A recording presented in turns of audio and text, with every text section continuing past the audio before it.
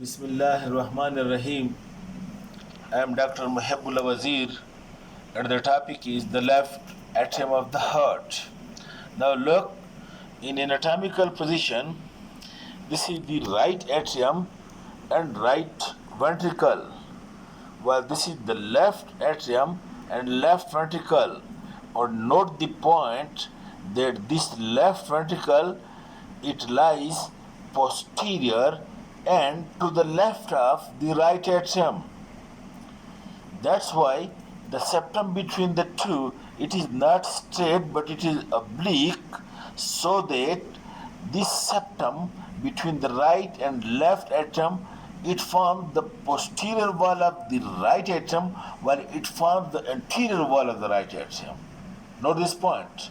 Because the position, the right atrium is anterior and to the right, and the left one is posterior to the left.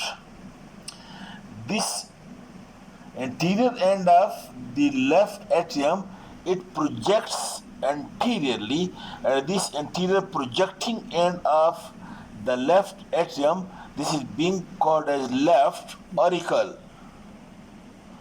This part is being called a left auricle, and you can see the right auricle of the right atrium and left auricle of the left atrium, both of them project anteriorly toward one another to overlap over the roots of the pulmonary trunk and aorta, while the left atrium, it lies posterior and to the left of the atrium, and the left atrium over here, it forms the base or the posterior surface of the heart.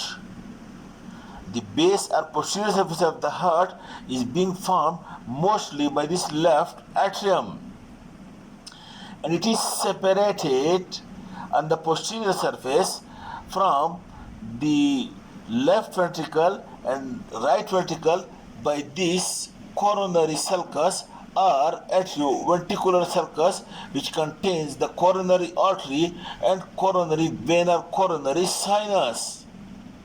Superiorly, it is separated from the base of the ascending aorta and superior vena cava by this right pulmonary artery, which comes from the pulmonary trunk and divides over here into the left and right one.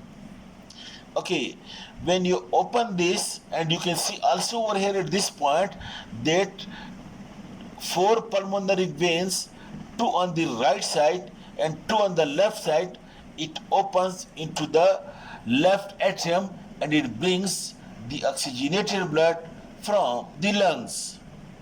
When you open it, you will find, okay, the same you see over here.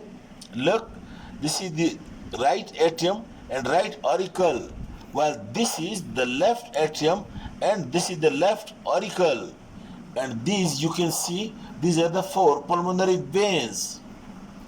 And when you open it, you would see, when you open this, you would see that the part of the left atrium which receives the 4 pulmonary veins, that is the inflow part or blood receiving part, it is very smooth. You can see this area is very smooth and it receives the blood from the 4 pulmonary vein from the lungs, while this upper part or conical part over here, make it close, over here it consists of many muscular ridges which are being called as musculi pectinati, and this part is called as the left auricle, and the interior of it is rough, made by small muscular ridges which are called the musculi pectinati, while the inflow part, receiving blood part, that is being smooth. Okay, and you can see it over here. This part is very smooth, which receives the veins. Okay, while this upper part, this over here, it is present the small muscular ridges or musculi pectinati.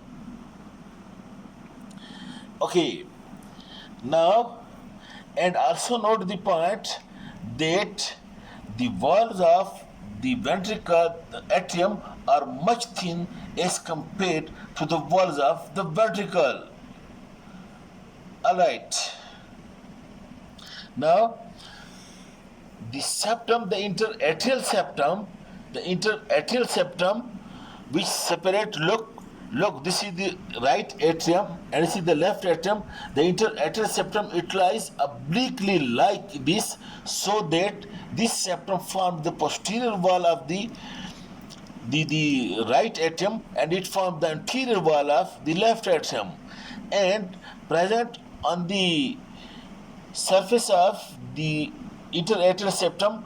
Over here there is depression, rounded depression, which lies opposite the fossa ovale in the right atrium.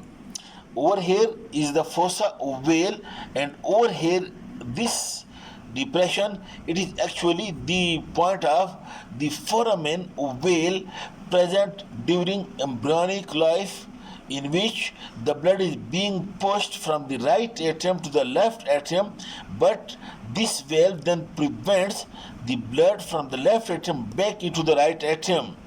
So in this way, this is the foramen, the valve of the foramen ovale, which is present over here.